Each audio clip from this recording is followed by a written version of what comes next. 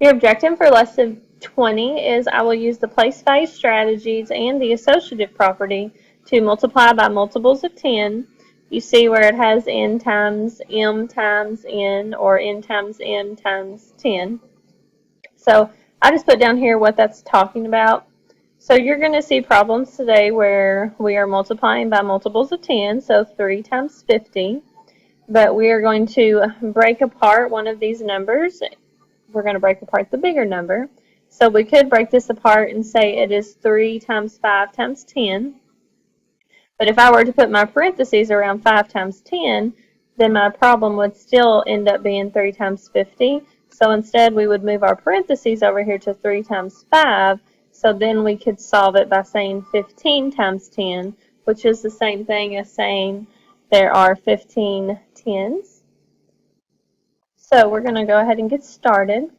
On your whiteboard, I want you to write 40 times 2.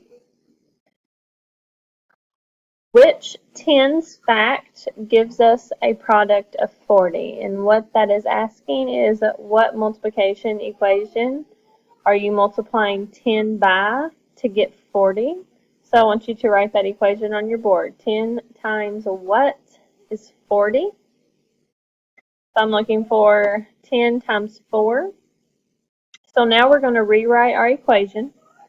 And our equation is now going to say 10 times 4 times 2, because we know that 10 and 4 make 40. So why do you think I put my parentheses around 10 times 4? I'll put my parentheses around 10 times 4 because 10 times 4 gave us 40, and originally we had 40 right here. But now we're going to move the parentheses to change the way the numbers are grouped, because if I have 10 times 4 in parentheses, it's still going to give me 40. So we want to make our problem friendlier so it's easier to solve. So I want you to take your parentheses and I want you to move them around 4 times 2. So now we still have 10 times 4 times 2, but it's going to say 10 times 4 times 2 with the parentheses around the 4 and the 2. So make sure you have that problem written on your board. So now we're going to solve it this way. I'm going to keep my 10, but now since I have 4 times 2, I'm going to say that it's 8. So now I can multiply 10 times 8 to give me 80. So the answer back up here at the top, our one that we began with, was 40 times 2. So I know that 40 times 2 is 80. All we did was use the associative property to help us solve it to where the numbers were friendlier and it was easier to work out. Okay, so go ahead and write 20 times 3 on your board this time. And then you're thinking of the tens fact that is going to give you 20. And you're going to write that on your board as well. So I'm going to see 20 times 3, and I'm also going to see the problem that you multiply 10 by to get 20. So push pause to write those equations on your board. So I was looking for 10 times 2. So let's rewrite our equation to show 10 times 2 instead of 20. Make sure you push pause to write that on your board. So I was looking for 10 times 2 times 3. But we want to move our parentheses so our problem is friendlier. So go ahead and rewrite this equation to where your parentheses are around numbers that are not 10 and 2. So I'm looking for 10 times 2 times 3 with your parentheses being around the 2 and the 3. So now we can solve this by saying it is 10 times 6 because 2 times 3 is 6. And we know that 10 times 6 is 60. So when we go up here to the top, our problem was 20 times 3, and we know that that is 60. Okay, I want you to go ahead and write 30 times 3 on your board, and this time I'm going to let you use the associative property and rewrite this problem where you are changing your 30 into a new equation and solve it the way that we've been solving it to find the answer to 30 times 3. Push play whenever you're ready to check your answer. So in the end, I was looking for your equation to look like 10 times 3 times 3, and you have your parentheses around your 3 times 3. So this would have given you 10 times 9. And we know that 10 times 9 is 90. So the answer to our equation, 30 times 3, would be 90. Okay, so now we're going to look at it using our place value chart, just like we did in the last lesson. So we have got over here 3 rows, and there are 6 in each row. So that means that we have 3 times 6 ones, and then all together we have 18 ones. But now we want to multiply 18 ones by 10. So it's the same thing as saying 18 times 10. And I want you to look at how it's done. They're just taking the rows over here in the ones, and they're moving it to the tens place, but you see this times 10 because whenever you move anything over here on the place value chart, you've got to multiply it by 10 since we're going to the tens place. So instead of saying we have 3 times 6 ones, now we're going to say we have 3 times 6 tens. So we have 3 times 6 ones, which is what we had in the beginning, and now we are multiplying it by 10. So look at how we are changing the equation. We started with 3 times 6 ones. That's why we have this right here. And we moved it to the tens column. That's why we have to multiply it by 10. So this is still the associative property, and our parentheses are showing that we still have our friendlier numbers in the parentheses. So altogether, 3 times 6 was 18 ones, and we're multiplying that by 10, so now we have 18 tens. So we're needing to find out what is the value of 18 tens. I want you to write that number on your board. How much is 18 tens? Okay, so we have 180, tells us that 18 tens, that is how much it is. Okay, this time I already moved on this chart 6 ones over here. So that tells me that I have 6 ones times 10. So altogether right now I have 6 tens. Okay, and now I want to multiply the 6 tens that I moved by 3.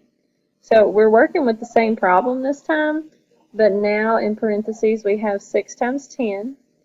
So whenever I solve 6 times 10, I know that that's going to give me 60. So I'm going to be solving 3 times 60. And whenever we solve 3 times 60, just like we did in the previous problem, we know it's going to give us 18 tens. And I know that 3 times 60 is going to be equal to 180. Even though we multiplied the same numbers, we did it in a different order, but it still gave us the same answer. Okay, I want you to go ahead and solve both of these problems. They're the same numbers in the problems, but the parentheses are around 2 different equations, so you're going to solve it 2 different ways. It says solve the problems in unit and standard form. Just go ahead and solve these in standard form.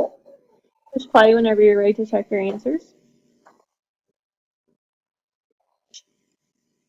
Okay, so for 4 times 5 times 10, I was looking for 20 times 110, which would be the same as 20 times 10. And then 20 times 10 would give you 200 because it's the same thing as 20 tens.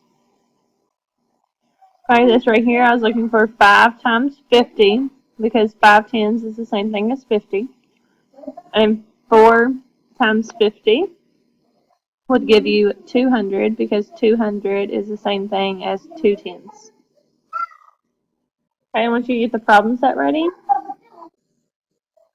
Okay, so for number 1 on the problem set, it says use the chart to complete the equations, then solve. The first one's been done for you. So you notice that they had 8 ones over here, and they're moving their 8 ones over here, and they're going to have to multiply that by 10. So it was really 2 times 4 because there were 2 rows of 4, and they're multiplying that by 10. So if we have 8 ones times 10, that's pretty much saying the same thing as 8 times 10. So right here on this part of your problem set, I want you to write down what is 8 ones times 10. And I know that 8 ones times 10 is 80. So whenever I look at this problem, we're saying that 2 times 40 is 80 because this is 2 rows of 40 in each row. So 2 times 40 is 80. Okay, on this next one, you can see that they took 2 rows of 4 times 10. And so 4 times 10 is really the same thing as 4 tens. So what is 2 times 4 tens? And that is going to give us 80. So we're still working with the same numbers, we just did it in a different way.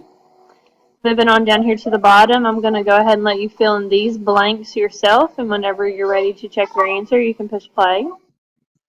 Okay, so if I have 3 times 5, that's going to be 15 ones, and I know that if I have 15 times 10, that's going to give me 150. Okay, over here, 3 times 5 tens, because 5 times 10 is 50. I'm going to give me, or it is going to give me 150. Okay, so for these, we're going to have to put the numbers in the correct places, and we're also going to have to put parentheses where they need to go. So for this problem, we're starting with 2 times 20. So they took 2 that times 20, and they changed the 20 to 2 times 10. But to make it easier, they went ahead and put their parentheses around 2 times 2. So I know that 2 times 2 is 4, so we're going to write a 4 right here on the problem set. And then it's still multiplying by 10. So now all we have to do is 4 times 10, and we're going to write that answer right here. So 4 times 10, write that right here on your problem set. And I know that 4 times 10 is 40. Okay, so we're going to go over here, and I want you to do the same thing on this part and push pause. Whenever you are ready to check it, you can push play. So they took 2 times 30, and they changed 30 to 3 times 10, and then they moved the parentheses to 2 times 3. So I know that 2 times 3 is 6. So now I have 6 times 10. So 6 times 10 is 60. So that tells me that 2 times 30 is actually 60. Down here, we've got 3 times 30, and they changed it to 3 times 3 times 10. But on the next line, you need to go ahead and move the parentheses yourself to where you've got friendlier numbers that you're working with. So you're still going to have 3 times 3 times 10. We're just not going to have the parentheses in the same place as they have them right here. So go ahead and write your new equation on this line of your problem set. And then go ahead and finish the second part and the third part. When you're ready to check your answer, you need to push play. So for this one right here, we should have put 3 times 3 in parentheses and multiplied that by 10.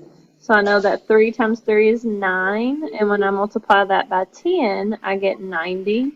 So the answer for 3 times 30 was 90. Over here at the top, we've got 2 times 50. And we had 2 times 5 times 10. So originally, when we broke it apart, the parentheses would have went around the 5 and the 10. So make sure you are doing that on your problem set. You're going to take the same 3 steps that we did right here, and we're going to move our parentheses to use friendlier numbers. So complete these last 3 steps on your problem set, and when you're ready to check it, you need to push play. So now you need to have the 2 and the 5 in parentheses, and then multiplying that by 10. So 2 times 5 is 10, and 10 times 10 is 100. So 2 times 50 is 100. Okay, moving on to number 3. Gabriella solves 20 times 4 by thinking about 10 times 8. Explain her strategy. Well, in this lesson, we've been working on the associative strategy, the associative property. So if we have 20 times 4, how can we use the associative property to change 20 times 4?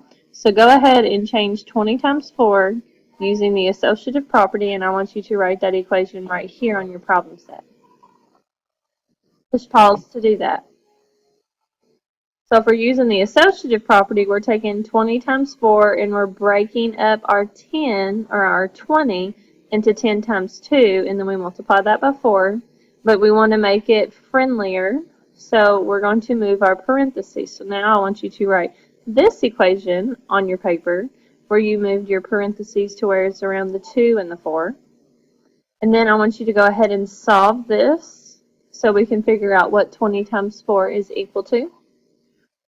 So whenever you solve this, we get 10 times 8, and we know that 10 times 8 is 80. So make sure you have this on your problem set that shows the steps of the associative property. And now the next part of this problem says to explain her strategy.